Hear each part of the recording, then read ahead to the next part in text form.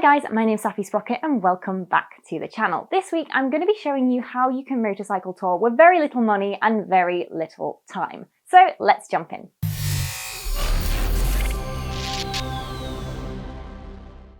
So there seems to be a common misconception that YouTube is my full-time job. This is not the case at all. I actually work a full-time Monday to Friday 9 to 5 job, 37.5 hours a week.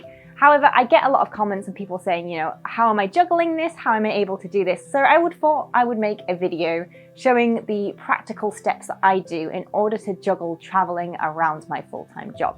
So this video is going to be very practical. We're not going to have any of that inspirational nonsense of if you just believe, just get it done. No, there are some serious practical steps that you can take, and it just comes down to organization, which we can all agree I do not have the most of. However, it's that easy. If I can do it, and I can't remember to take my disc lock off my bike, you too can do it as well. So let's jump in.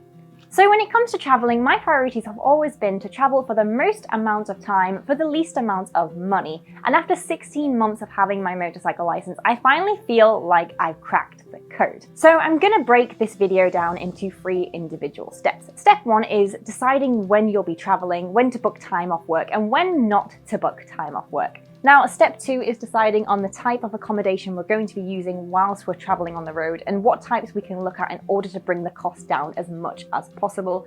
And step 3 is trying to find the cheapest places to stay. Now, I know what you're thinking, is this going to be a sneaky sponsored video? It's not. There are no companies, no websites, and actually you don't even need to use price comparison sites. It's super easy. And I'm going to be sharing all of this information completely free for you guys today so that you too can hopefully have more adventures along with me.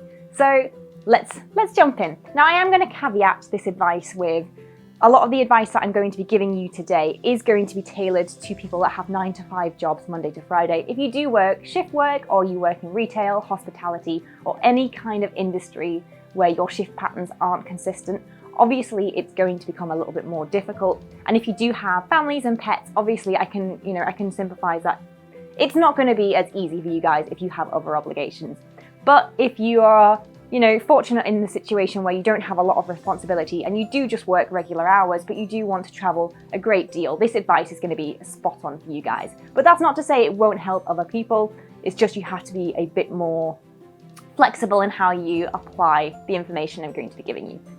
So step number 1, how to select dates when you have absolutely no free time whatsoever. Now, if you work a regular 9 to 5 job like I do, it's a lot easier. And it just comes down to 2 simple steps. Number 1, check out your country's annual leave regulations. And step 2, check out when your country's national holidays are. So for me, the key element in planning my trips is to start as early on as possible in the year, and this is done in January. I load up a list of all of the national holidays in my country to find out where the free days are. From then on, I just take days from my annual leave and apply them either side of the holiday to bump out these free days. So example, one of my favourite holidays in the UK is Easter bank weekend. This is because you get a Friday off, a Saturday, Sunday and a Monday, which is 4 days in a row. From here on, we're just going to take 2 free days from our annual leave and apply them either side of the holiday. And suddenly you've got a full week off work and it's only cost you 2 days of annual leave.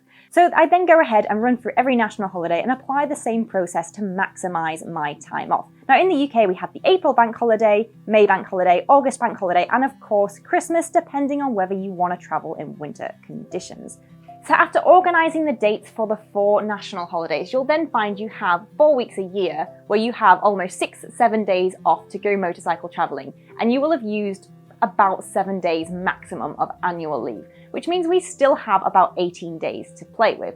Now, usually what I like to do from here on in is to take 10 days of annual leave and apply it to a 2-week trip in August, which is absolutely fantastic because I'll ensure that, I go away on the first weekend, I have a full week off work, a second weekend, another full week off work, and then obviously the weekend after.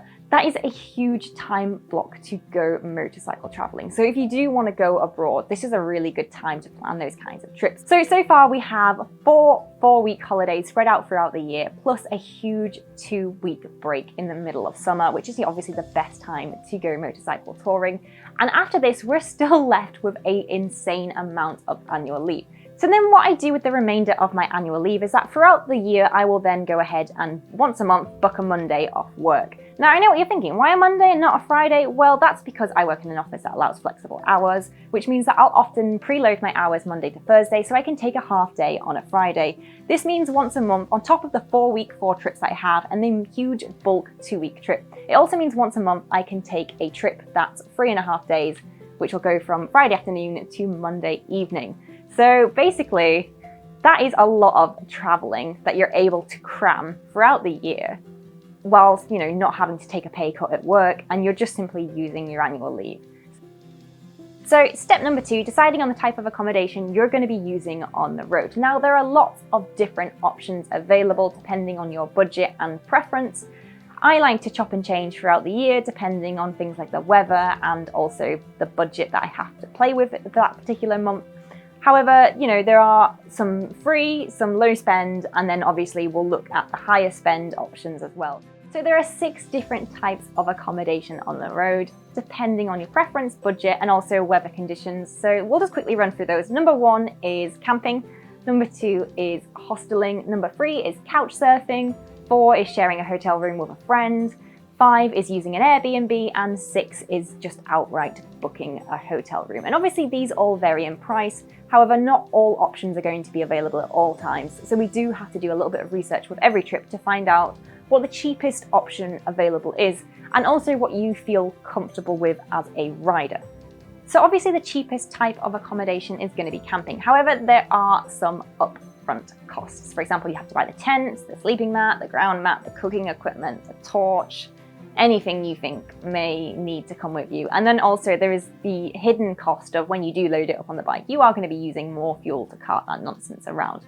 So there is a upfront cost barrier. However, if you do plan to go completely hard on the motorcycle touring in a particular year, and you do plan to do more than 3 weeks on the road, it's definitely worth investing in camping gear, because the cost of buying the gear and then using it for that amount of time versus the amount of money you'd spend in a hotel, it works out cheaper, and you can always flog the equipment to crawl back some of that money after you've finished using it. Obviously, there's a comfort downgrade that comes with camping. I personally love it. I can recognize that camping isn't for everyone, but if you are very, very broke and you still want to travel, camping is a great way to do it, especially because you can find a lot of equipment from charity shops or even like secondhand from friends. Most people have camping stuff in their garage that they want to shift. If you just throw a message on Facebook, you'd be really surprised. Also, the other benefit of camping is that if you own all of this equipment, and maybe it's the case that in the future your financial circumstances change, you still retain the ability to travel for almost nothing.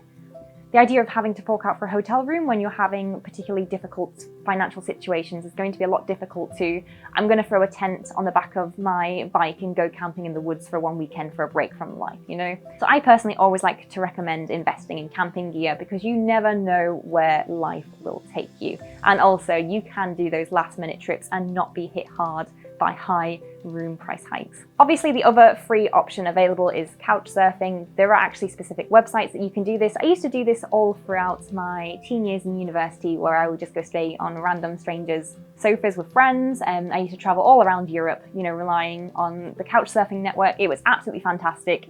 Would I do it now that I'm in my late 20s? Absolutely not. It's a lot of effort. If you like meeting new people and you do want to party and go have fun and all of those kinds of things, and it's fantastic. But I think once you get past the age of 25, the idea of sleeping on someone's sofa, but that's still an option available. And if you're a young rider and you want to go crash with some bikers down south for a weekend, it's fantastic. It is fun. But I think once you get past a certain age, you're just like, I want my little campfire and my marshmallows. But remember, it's still an option. It's not an option for me, but it's still an option for anyone watching this video. And then obviously we have the low cost spends, which is like hosteling. Again, I personally wouldn't stay in a hostel because I think I'm too old for that. We also have sharing a hotel room with a friend. This is quite a fun one because obviously you can split the costs down the middle, and you also get the company for the road. And obviously there are low cost options on Airbnb, although I have noticed the prices of Airbnb creeping up quite a lot, more so than hotels, with the new luxury stays and teepees and things like that cropping up all over the country. So Airbnb isn't as cheap as it used to be. And then obviously we have outright booking hotels. Now, hotels are the priciest way to travel on the road, but I will show you a way how to bring that price down as much as possible in the next step if you would prefer to stay in hotels. Again, I personally push camping. If you've never been camping, it takes about 3-4 camping trips to get into the rhythm of being used to it. I will be completely honest, the first time I went motorcycle camping, I didn't like it. I was cold, I was wet, I was miserable. By the 4th, 5th time camping, I knew what to expect. I was fully prepared, I had the right equipment, and it was a blast. I wasn't cold, you know, I always pack a hot water bottle, that kind of thing. It's all about being prepared. I personally push camping 100% because you will save the most amount of money. But obviously I can appreciate that not everyone likes camping. So I will now run through on some money-saving tips on how to sort out accommodation on the road.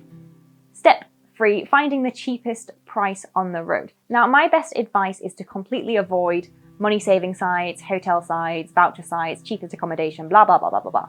All of these websites, throw them in the bin. They are rubbish. Now, not a lot of people know this, but Google is a very powerful machine, and Google actually has an integrated travel accommodation search. You can actually just go find this by going to google.com/travel.